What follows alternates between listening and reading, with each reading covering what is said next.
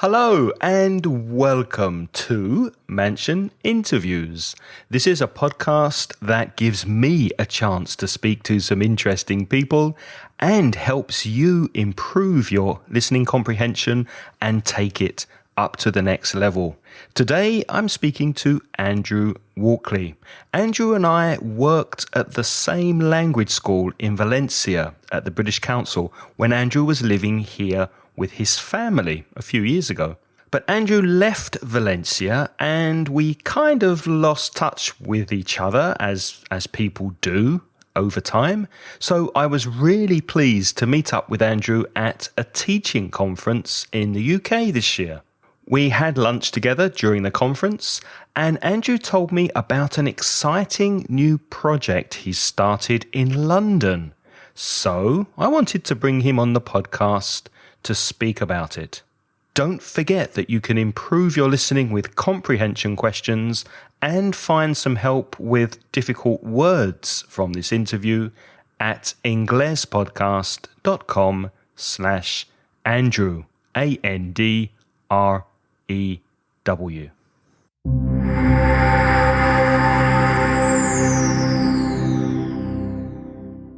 I can't remember, Andrew. Where are you from in the UK? Where did you grow up? I'm originally from Birmingham. Lived there till I was 18. Would you say that that's where your accent's from? Yeah, I think most people wouldn't recognise an accent particularly strongly, but occasionally when I say things like,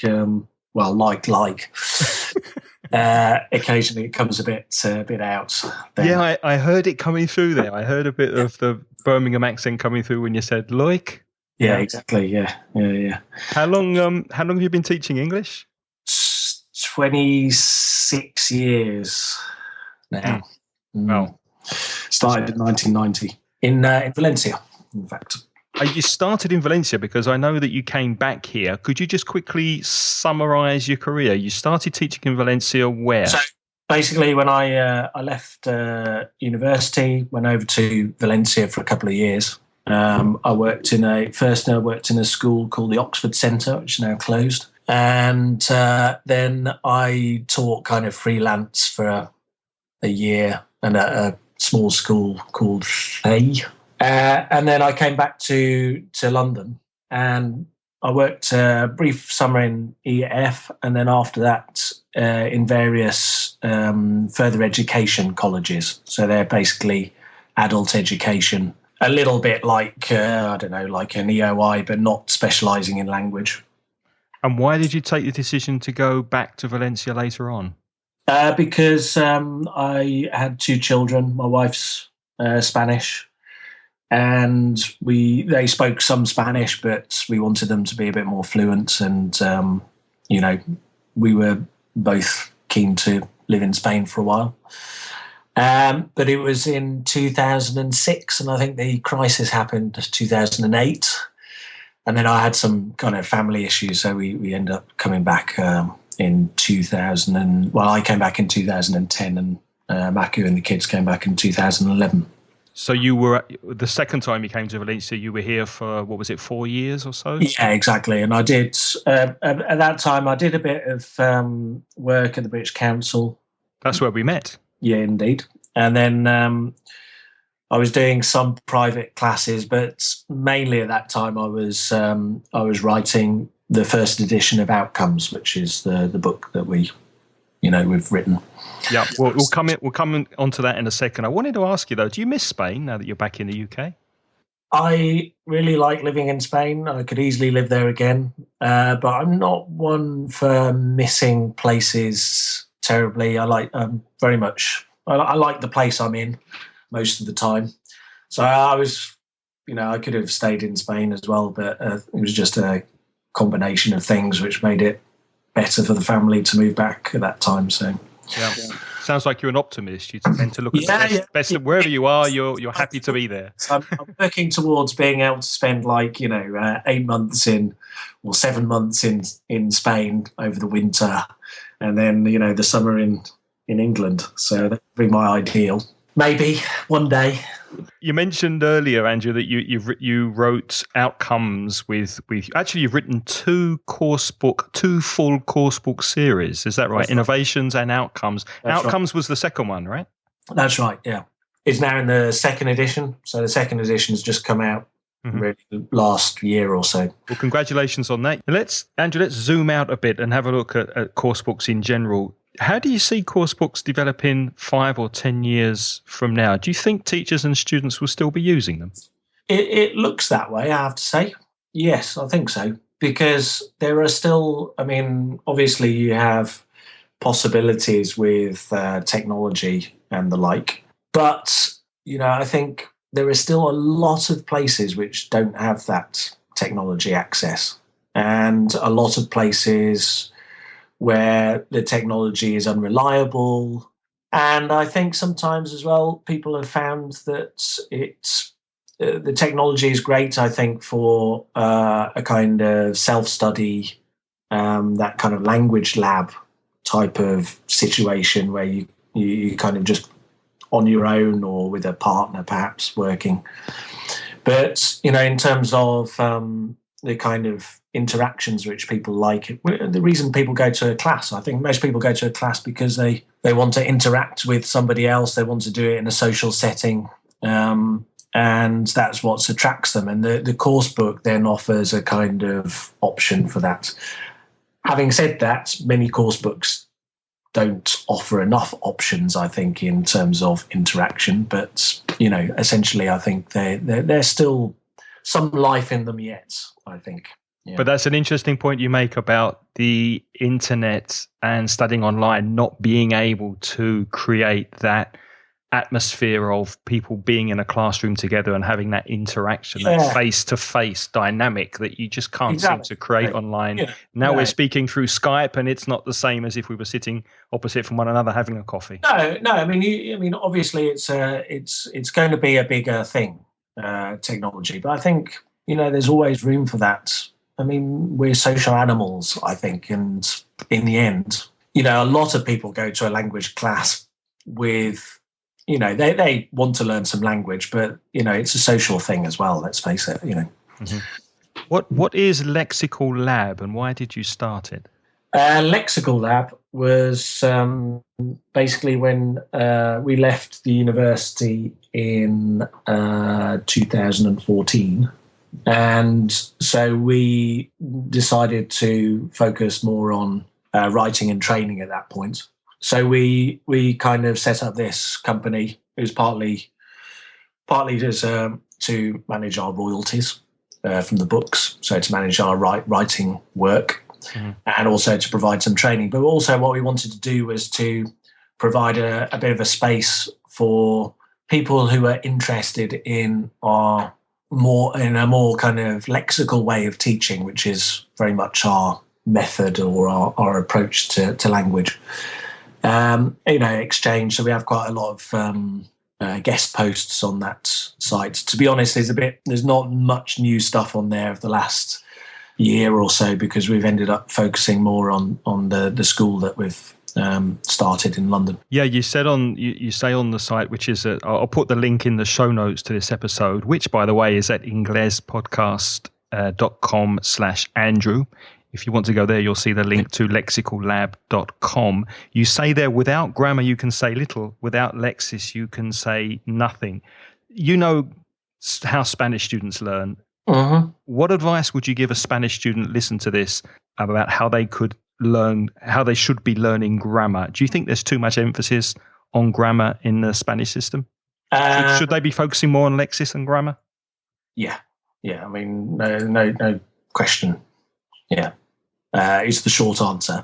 Yeah. But strangely, I think at low levels, the problem is there's kind of not enough grammar, which may sound a bit bizarre. But my feeling is what happens is because there's this is driven by a lot of course books and it's not special to Spain at all. But you have a low-level book and it's very, very structured in terms of grammar, and you're supposed to complete a particular bit of grammar before you move on to the next one. So you do present simple, verb to be, present simple, normal verbs, negatives of present simple, past simple but only regulars. Then and it's been like that for years and years and years, hasn't it? It doesn't seem to be changing. You can go through like 2 levels. I mean, basically you get present perfect at the end. So almost the first question anybody asks you when you go to a foreign country is that have you been here before? Right. You know, it's just a fundamental thing people ask. And been is like in one of the top 100 most frequent words in English. But if you follow this kind of strict grammar syllabus, thinking about it only as grammar, then you don't get there till in a course book for 80 hours of teaching. Then you only get it once, maybe at the end of the course, if you manage to make it to the end of the course. And then you won't get it again until the end of the you know, if it's a beginner course, you won't get it again till the end of the elementary course. So people don't progress into real conversations. Mm-hmm. You know, there's something. So the way I think about it is that we can teach some of these bits of grammar initially as phrases. So we can learn, have you been to London? Have you been to the Tate yet? Maybe you don't include yet. Maybe you just say, have you been to the Tate? Have you been to Hampstead Heath if you were coming to London? These kinds of questions. And the answers are very, very simple. It's yes or no. So again, there tends to be an emphasis, well, we have to have the yes, I have, no, I haven't. But this actually isn't the way we speak anyway. Mm-hmm. Most of the time, people just say yes or no, and then they might add some other comments. Yes, it was great. Yes, I had a great time. No, but I want to. Those kinds of things. So that. So it's very much chunking then, or in Spanish you say trozos of language. Yeah. Exactly. At the lower levels, you can have you can teach some of these phrases as some of this grammar as phrases. And then maybe it's not to say that you don't ever look at then how that grammar works, but when you come to study it in Unit 12, for example, you've got some kind of base to work. And then you can break it down and look at the grammar in pieces. Yeah. But you can also still have the conversation. So it doesn't, and the other side of that is actually as a teacher, I don't expect the students necessarily to get this all right. They might end up saying things like, you been London. Yeah. Yeah.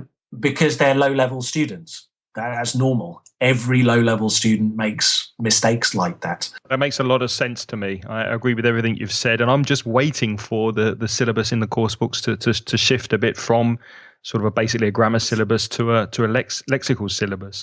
Let's move on a little, Andrew, and speak about London Language Lab, which is a school that you've opened up near the British Museum, right? It's right. Very central. It's in central London. Yeah. How long has the school been open, and why did you decide to open it? It's been open a few months. Basically, and we're looking to really work, I think, from January. We've got quite a few people coming, and then really building towards the summer where we hope to get quite a lot of people to enjoy the school. Why did we start it? Well, it was a mixture of things. Firstly, it was just an opportunity. Somebody approached us who had the space and was looking for partners to work with to do a language school. At the time, we'd finished writing the second edition of Outcomes and publishing. So when you say we, you mean you and Hugh? You're both involved in it. Yeah. So basically, we've set it up together. Mm. Yeah. So we did it. We kind of joined this other couple of people who have their own business, a kind of joint venture, if you like. Right. So I've lost where I was. Why did you decide to go in to do? I mean, you were you were a very successful coursebook writer, and you were also, I presume, you were enjoying teaching in the classroom as well. It seems like a lot of responsibility, a completely new project. Why did you decide to make that jump? Well, you say we're a very successful coursebook writer. You'd be surprised how small our royalties are. Perhaps we're not we haven't made huge sales. We obviously hope to change that in the future, but I think it's very difficult in publishing at the moment. There's a lot of changes. A lot of authors used to get 10 or 11% royalties. They either we had to say cuts in our royalties.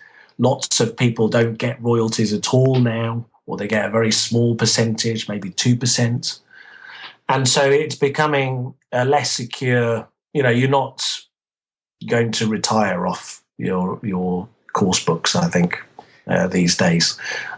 Course books will stay, but partly they're staying because the publishers are paying the authors less, and they're making a bigger margin on them, I suppose. Although they have a lot of there's a lot of investments involved in them as well. Yeah. So we thought it was an opportunity to take, and to be honest, we both really love teaching still. So it's and we've had fewer opportunities to do that. So in a way, it was a way to manage our own teaching, to do something for ourselves. We've been interested in doing it. So is the idea that you will carry on teaching in the classroom and have contact with the students, or it would be more kind of managerial and head teacher role where you're designing courses that the school teaches? Well, maybe long term.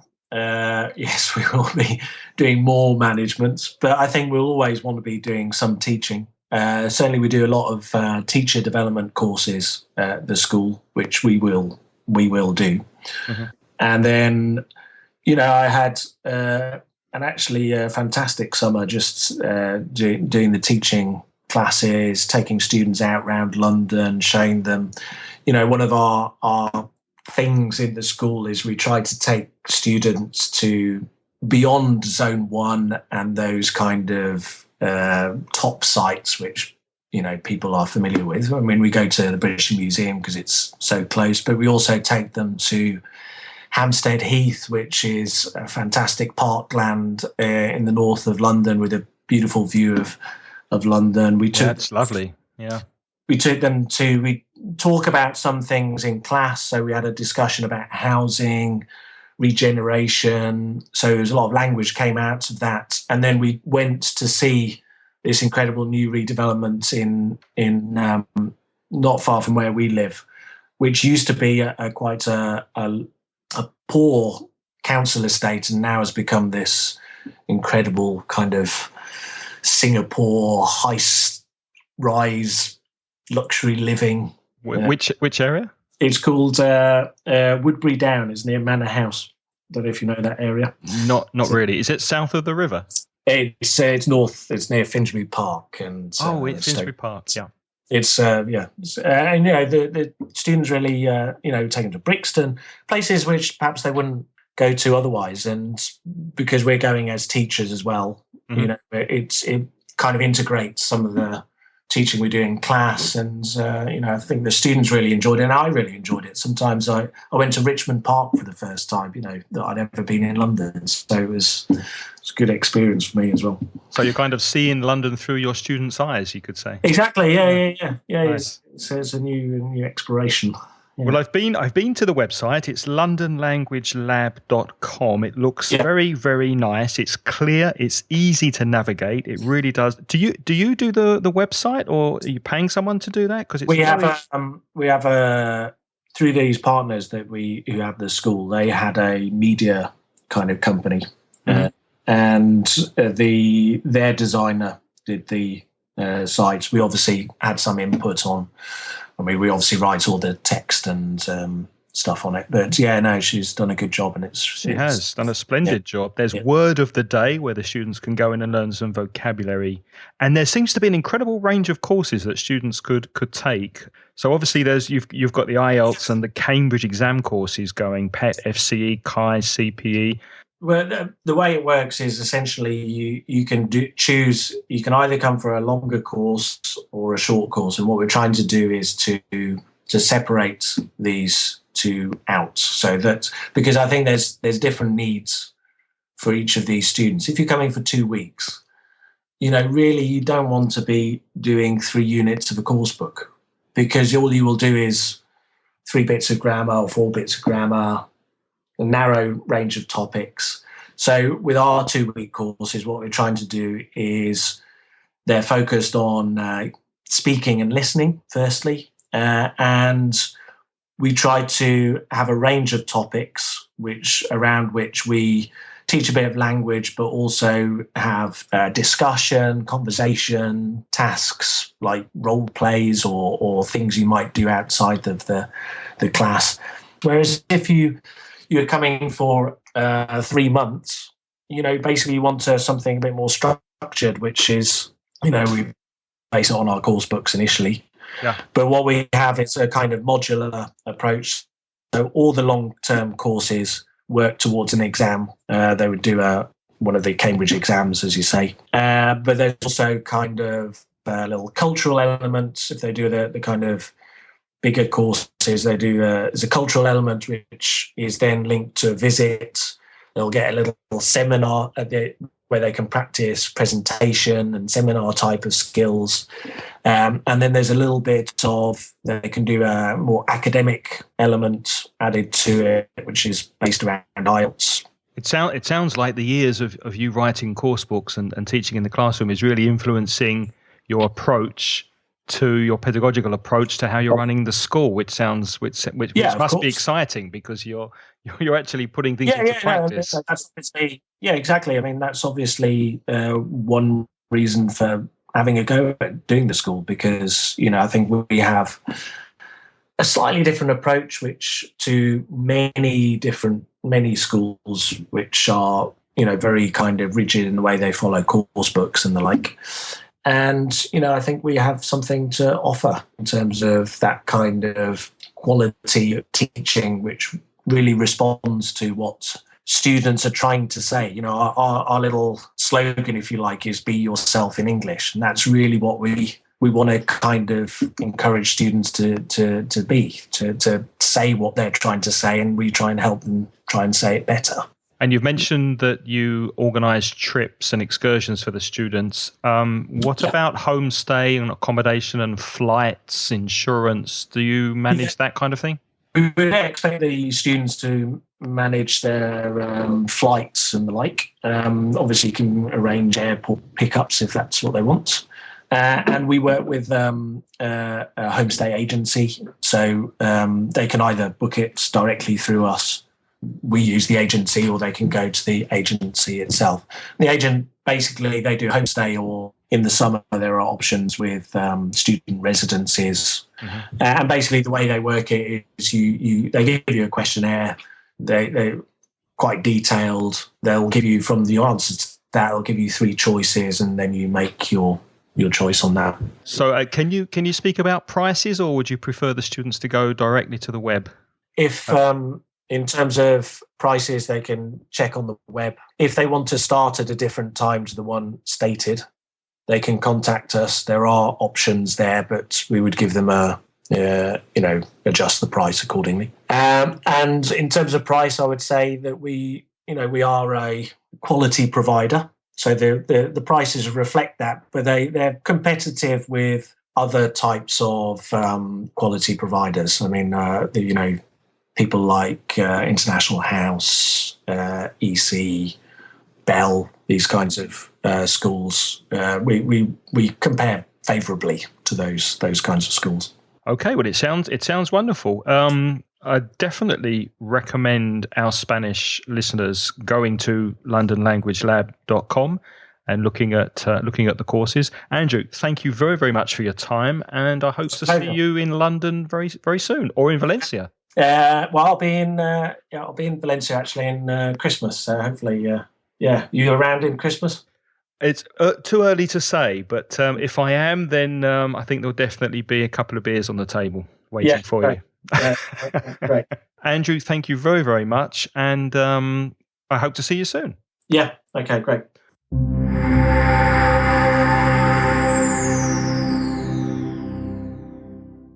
Many, many thanks to Andrew for coming on the podcast. I'm sure you'll join me in wishing him every success with the London Language Lab Teaching Centre at londonlanguagelab.com. All links, as usual, can be found on our website, inglespodcast.com, along with more podcasts to improve your English and take it to the next level.